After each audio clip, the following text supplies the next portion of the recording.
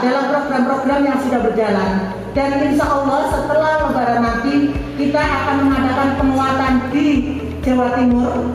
Saya berharap sekali PKBN semakin ke depan semakin baik, semakin ke depan semakin semangat dalam menggerakkan, dalam melaksanakan program-programnya, terutama yang menyentuh kemanusiaan dan sosial. Karena beberapa kegiatan sosial dan kemanusiaan kita peduli kepada saudara kita yang sedang mengalami kesulitan. Bantuan terhadap Semeru, bantuan terhadap Banten melalui relawan kita, tenaga relawan kita, yaitu Pak Anton. Sehingga kita bekerja sama juga dengan MRI, Masyarakat Relawan Indonesia, dan ICT, ya kan ya. Waktu itu kita juga sudah silaturahmi ke sana untuk MOU apa saja yang perlu kita kerjakan untuk membantu saudara-saudara kita yang tertimpa musibah. Kita jangan sampai bela negara itu, karena bela negara bukan hanya ucapan ya, bela negara adalah aksi nyata. Ya, jadi lakukan sebaik mungkin yang bisa kita lakukan, begitu. Ya. Salam bela negara. Salam bela negara. Salam bela negara. Salam bela negara. Satu lagi. Salam bela negara. Salam bela negara. Dan pemirsa, sudah bersama saya Ibu Kamila SPD, STMPD, ya betul, Ketua Umum PKBN.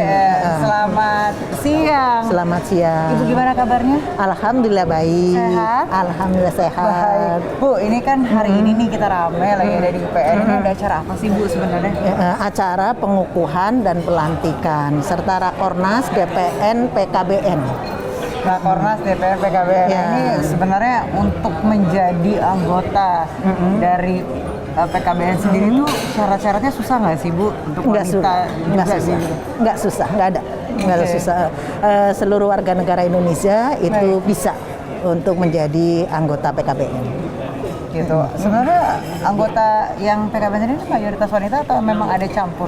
Campur, karena kan warga negara Indonesia kan heterogen ya kan, bukan hanya milik perempuan saja ya kan ya, tapi juga kaum laki-laki. Jadi semuanya kita saling mendukung, saling menguatkan gitu.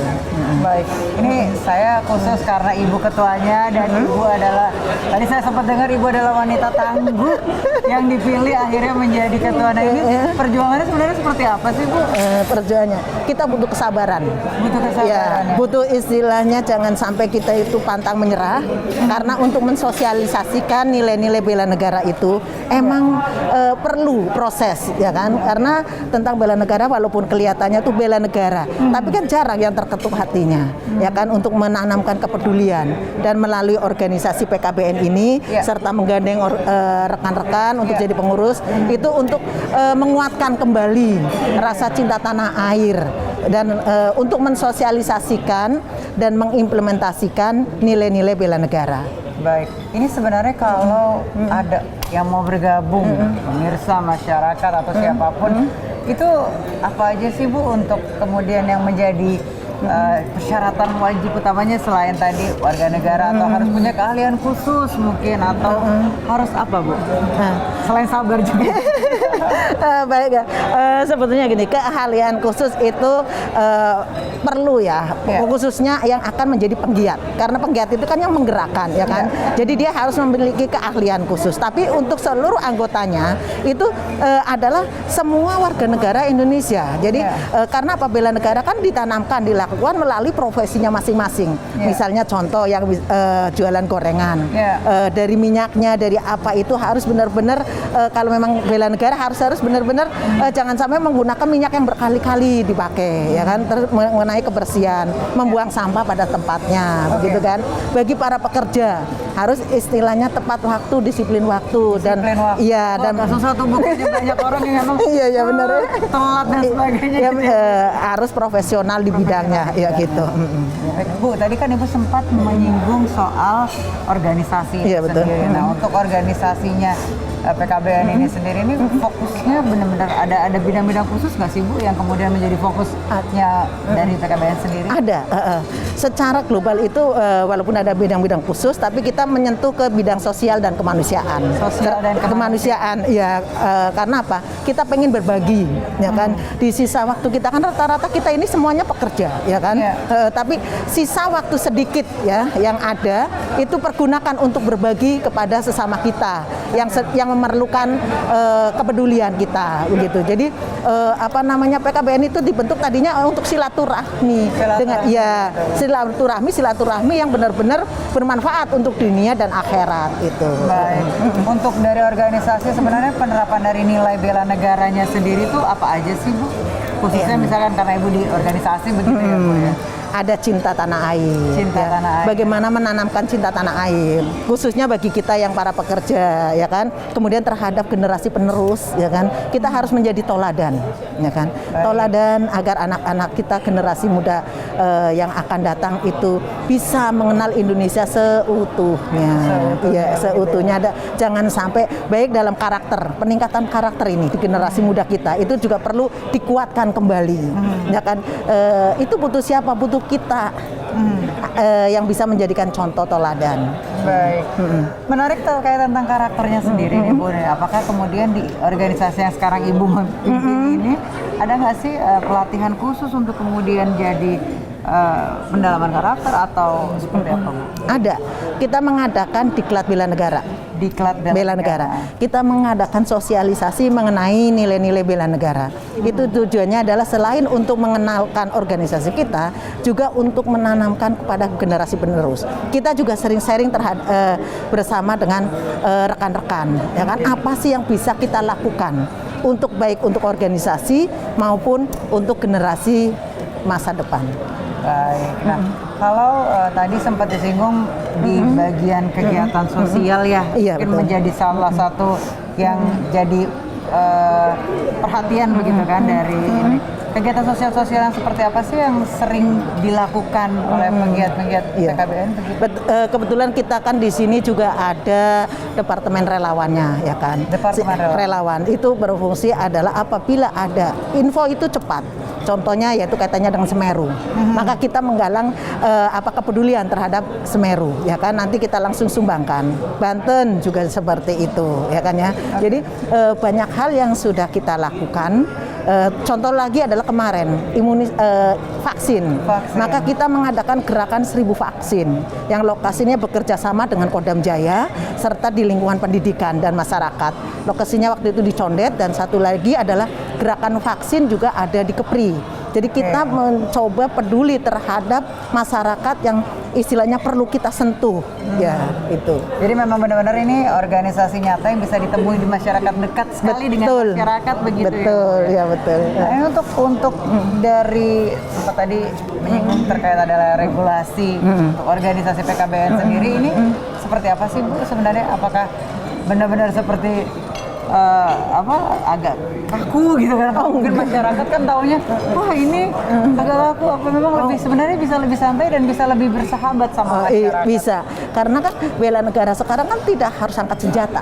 Oh begitu? Iya, tapi soft skill ya, karena bela negara sekarang kan kita bisa bela negara sesuai dengan profesi kita, ya kan. Kemudian kita juga bisa memberikan contoh kepada masyarakat. Kita juga bisa menggandeng ke masyarakat. Makanya kan moto kita adalah berkolaborasi, bersinergi, berkomitmen membangun negeri ini gitu. Karena mungkin di luar sana masih banyak masyarakat yang berpikir bahwa bela negara itu harus jadi tentara atau harus jadi angkatan. Ternyata memang banyak bisa dilakukan dalam kegiatan sehari-hari ya. Iya betul. Iya. Bu, tadi kan bicara tentang pengukuhan dan anggota kader ini, apakah memang bisa dimulai harus dari usia dini atau bisa masuk di usia berapapun kalau memang punya niat untuk menjadi organisasi atau seperti apa Bu? Oh baik, untuk penanaman nilai-nilai bela negara sebetulnya sebaiknya sedari dini, karena penanaman karakter tidak bisa instan, ya kan ya.